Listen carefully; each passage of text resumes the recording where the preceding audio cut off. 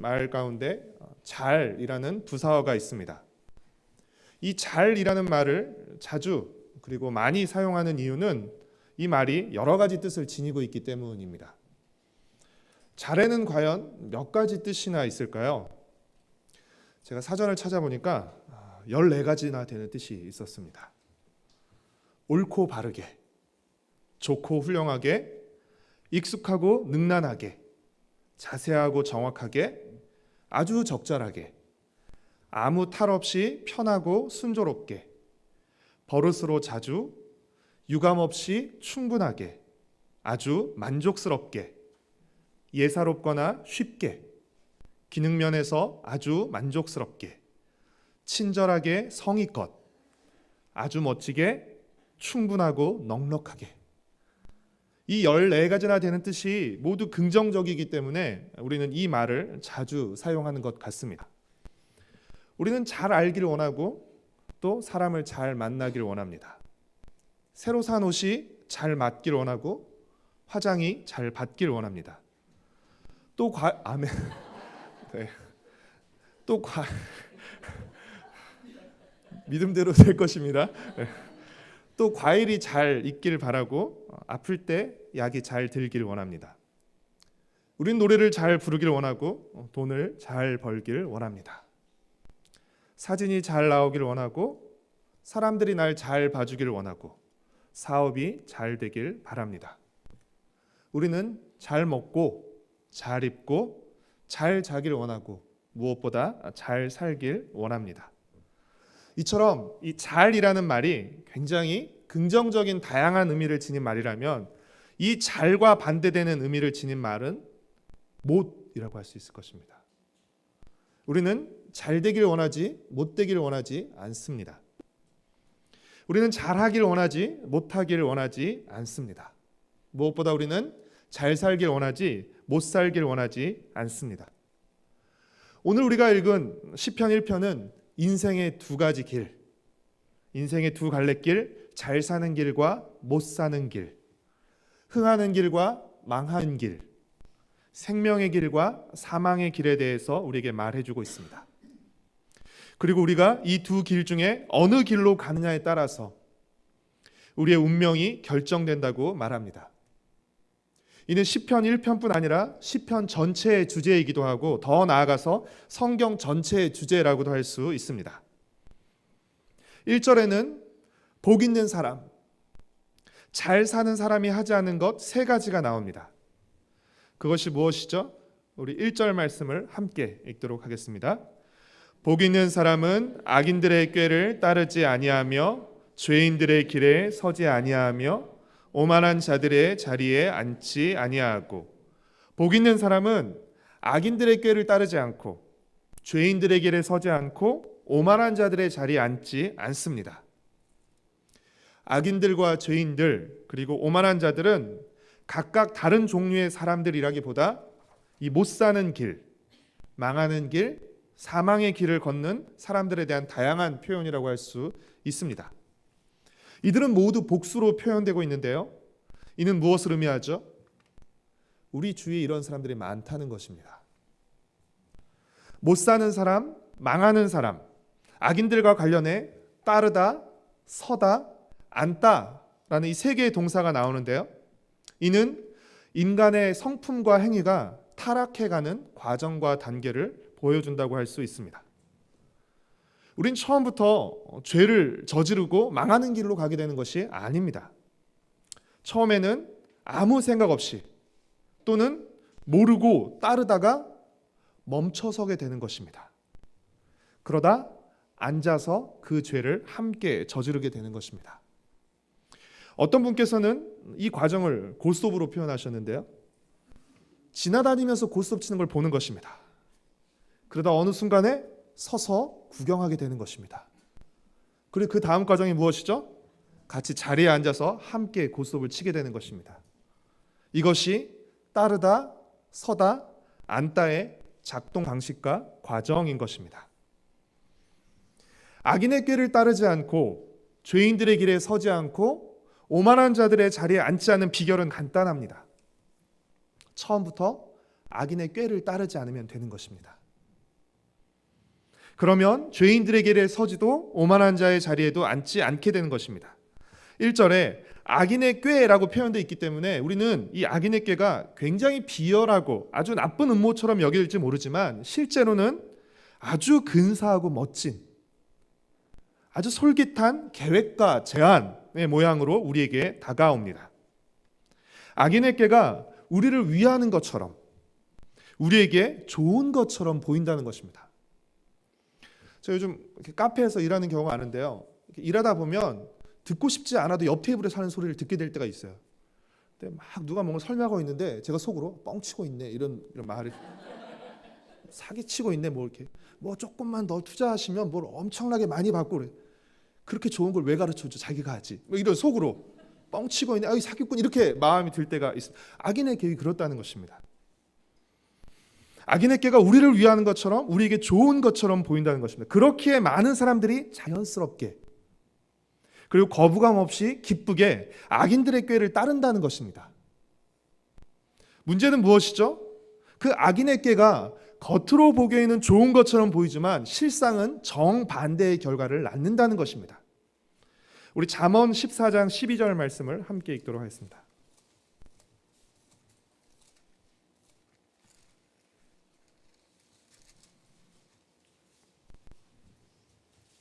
잠언 14장 12절 말씀입니다. 함께 읽겠습니다. 어떤 길은 사람이 보기에 바르나 필경은 사망의 길이니라. 악인의 꾀는 보기에는 좋아 보이고 바르게 보인다는 것입니다. 그러니까 솔깃해 보인다는 것이죠. 문제는 무엇이죠? 흥하는 길처럼 보이지만 실제는 망하는 길이라는 것입니다. 사는 길처럼 보였지만 실제로는 죽는 길이라는 것입니다. 그런데 그 시점에서 볼 때는 악인의 꾀가, 악인들이 말하는 길이 어떻다는 것이 좋아 보인다는 것입니다. 멋져 보인다는 것입니다. 따라서 이 악인들의 꾀를 따르지 않으려면 겉으로 보이는 것을 넘어서서 바르게 보이는 것, 좋아 보이는 것, 이것을 넘어서서 마지막을 볼 수 있는, 망하는 것, 사망으로 끝나는 마지막을 볼 수 있는 분별력이 필요한데, 이 분별력은 어떻게 생겨나는 것입니까? 우리는 어떻게 이 분별력을 가질 수 있는 것이죠? 다시 시편 1편으로 돌아와서 2절 말씀을 같이 읽도록 하겠습니다. 오직 여호와의 율법을 즐거워하여 그의 율법을 주야로 묵상하는 도다. 하나님의 말씀을 즐거워하고 묵상하는 데에서 악인의 꾀를 분별하고 따르지 않을 수 있는 힘이 생기는 것입니다. 왜 하나님의 말씀을 묵상할 때 악인의 꾀를 분별할 수 있는 분별력이 생기는 것입니까? 하나님의 말씀엔 하나님의 지혜가 담겨 있기 때문에 그렇습니다. 우리는 하나님의 말씀을 통해서 하나님의 관점과 시각을 접할 수 있기 때문입니다. 아무리 우리 눈에 보기 좋아 보여도 하나님이 보시기에 좋지 못하면 그것은 나쁜 것인 것입니다. 하나님 보시기에 좋은 것이 진짜 우리에게도 좋은 것입니다. 우리는 하나님의 말씀을 통해서 하나님의 시각을 접하게 되는 것입니다. 이 하나님의 시각 없이 우리 눈으로만 본다면 그것은 보암직하고 먹음직하고 탐스럽게 할 만큼 좋아 보이는 것입니다. 순서상으로 1절에서 복 있는 사람이 하지 않는 행동을, 그리고 2절에서 복 있는 사람이 하는 행동을 언급하고 있지만 내용상으로는 2절이 앞서는 것입니다. 즉 하나님의 말씀을 즐거워하며 그 말씀을 주야로 묵상했기에 악인의 꾀를 따르지 않을 수 있었던 것입니다. 만약 하나님의 말씀을 묵상하지 않았다면, 하나님의 뜻과 지혜를 접하지 않았다면 틀림없이 악인들의 꾀를 따르고 죄인들의 길에 서며 오만한 자의 자리에 앉게 되었을 것입니다. 사랑하는 성도 여러분, 하나님의 말씀을 듣지 않으면 우리는 세상의 말을 듣게 되어 있습니다. 하나님의 말씀을 묵상하지 않으면 우리는 악인의 꾀를, 세상의 생각을 따라 살 수밖에 없습니다. 하나님의 말씀을 즐거워하는 것이 즐거운 인생을 사는 길입니다. 하나님의 말씀을 묵상하는 길이 우리의 삶을 지키는 길입니다. 사단은 아담과 하와 때로부터 어떻게 유혹하죠? 하나님의 말씀대로 살지 말고 네 마음대로 살라고 유혹합니다. 그렇죠? 하나님의 말씀대로 살지 말고 네 마음대로 살아 라고 우리를 유혹합니다. 그러나 여러분, 사람이 그 사단의 말을 듣는 순간, 하나님의 말씀대로 살지 말고 네 마음대로 살라는 이 유혹을, 이 말을 듣는 순간 결국 우리는 누구의 말을 듣게 되는 것입니까? 사단의 말을 듣게 되는 것입니다. 하나님 말씀 듣지 말고 네 마음대로 살아라는 이 말을 듣는 순간, 받아들이는 순간 우리는 결과적으로 사단의 말을 듣게 되는 것입니다.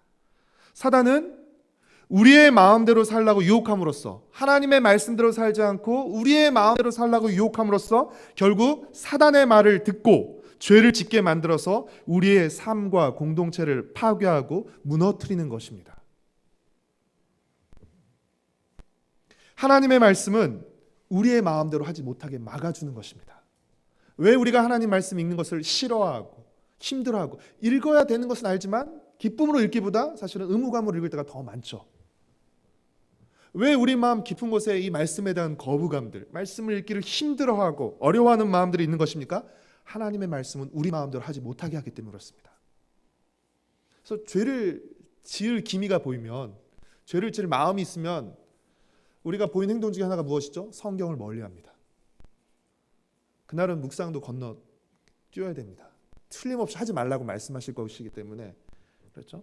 그러니까 하나님의 말씀을 우리 마음대로 하지 못하게 함으로써 우리는 말씀을 싫어하고 또 불편하게 생각하지만, 여러분, 하나님의 말씀이 우리 마음대로 하지 못하게 함으로써, 즉 죄를 짓지 못하게 함으로써 결국 누구를 보호하는 것입니까? 우리를 보호하는 것입니다. 사단은 우리 마음대로 하라고 함으로써 죄를 짓게 만들고 그 죄로 우리를 망가뜨리는 것입니다. 그러나 하나님은 말씀을 통해서 우리가 마음대로 죄를 저지르지 못하게 막음으로써, 마음대로 하지 못하게 함으로써, 죄를 저지르지 못하게 함으로써 우리를 보호하시는 것입니다. 사랑하는 성도 여러분, 우리가 말씀을 지키는 것 같지만 말씀이 우리를 지켜주는 것입니다. 하나님의 말씀이 우리를 지켜주는 것입니다. 3절은 하나님의 말씀을 묵상하며 하나님의 뜻과 지혜를 따르는 복 있는 사람의 모습을 표현하고 있습니다.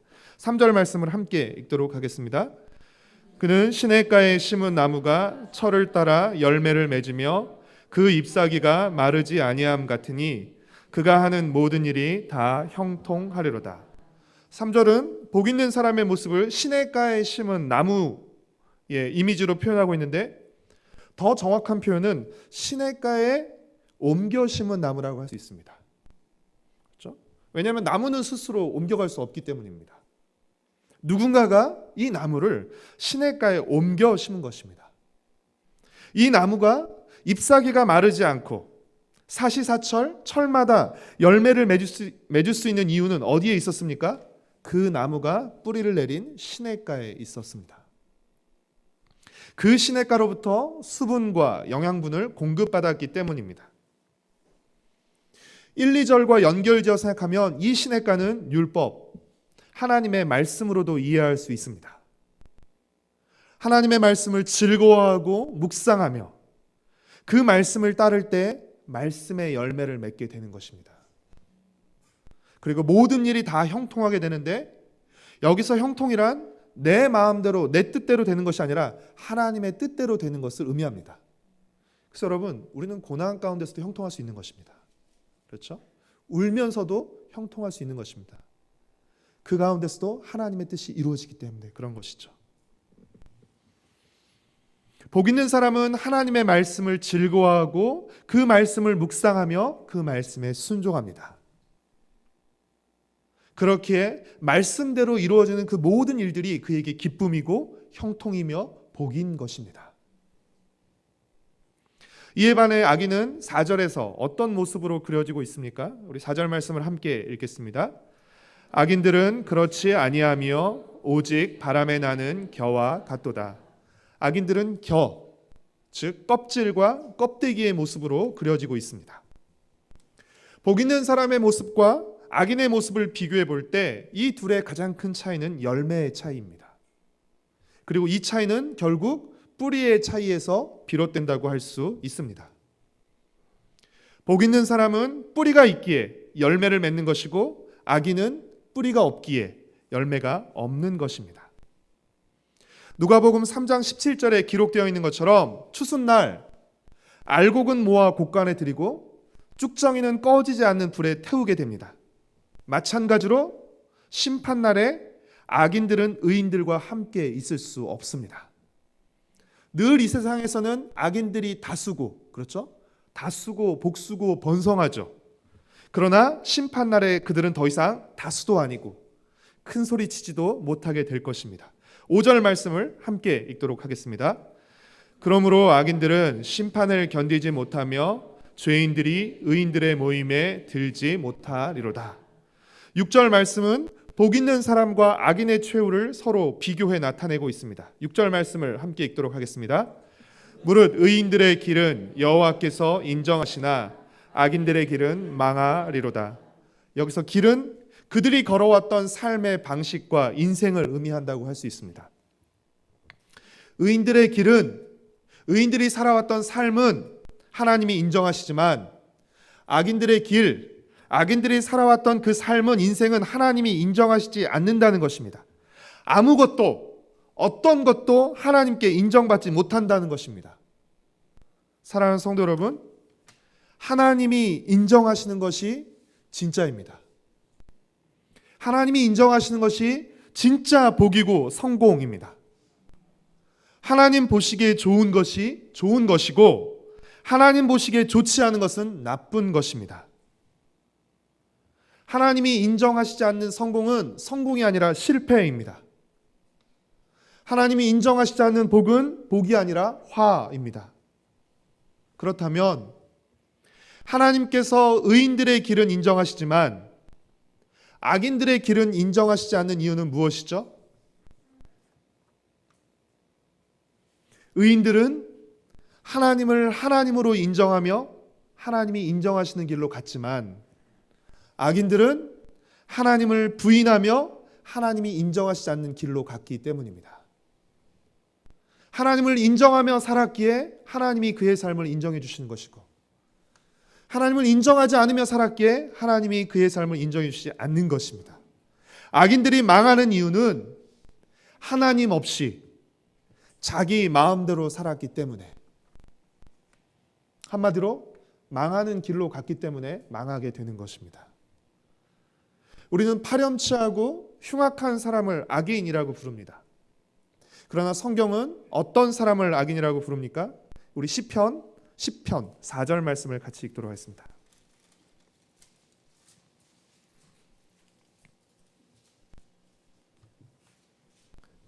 시편 4절 말씀 같이 읽겠습니다. 시작.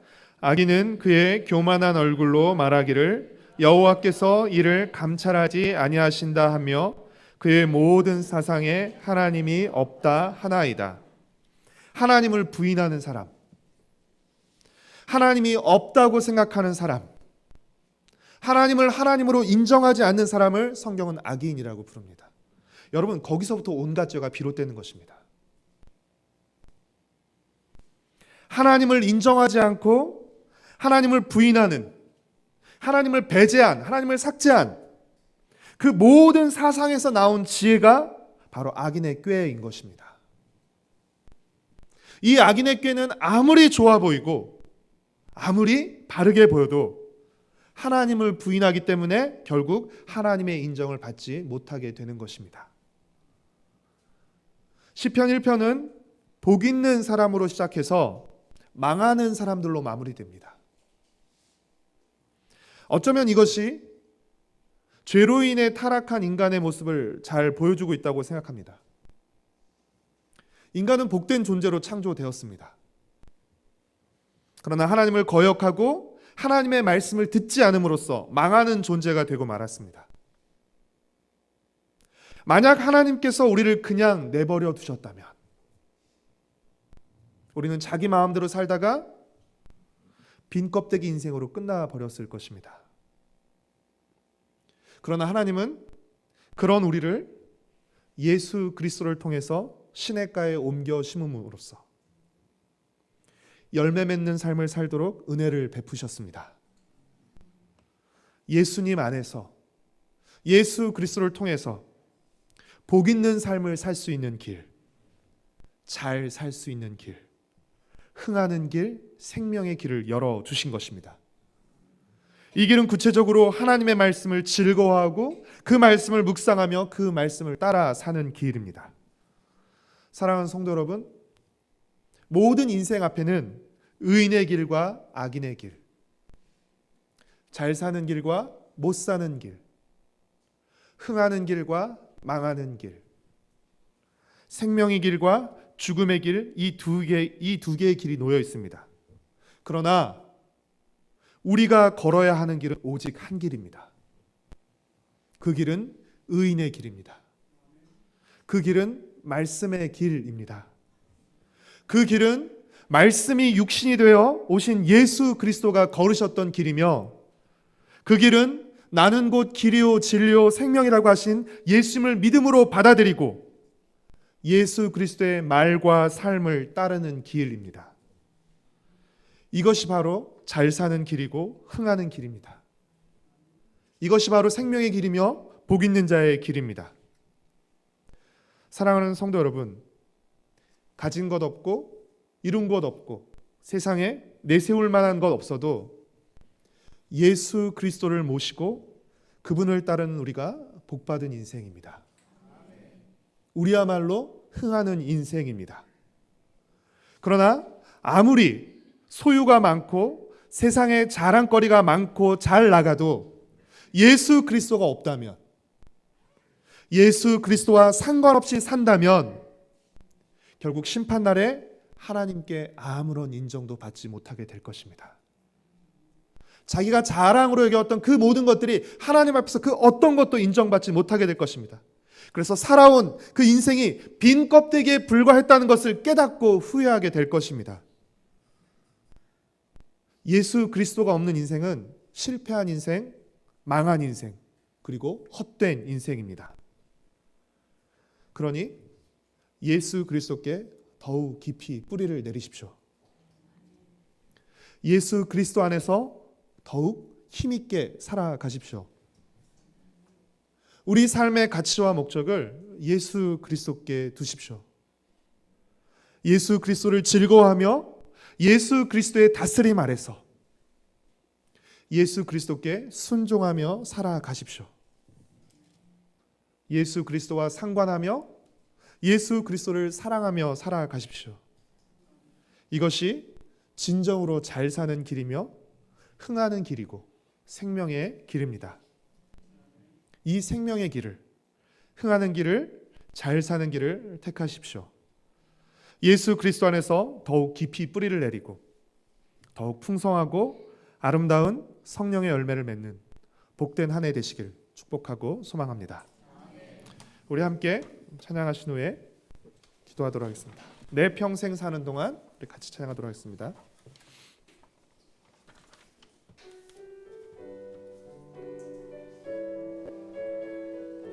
우리 마음의 고백으로 우리 함께 이 찬양을 고백하도록 하겠습니다.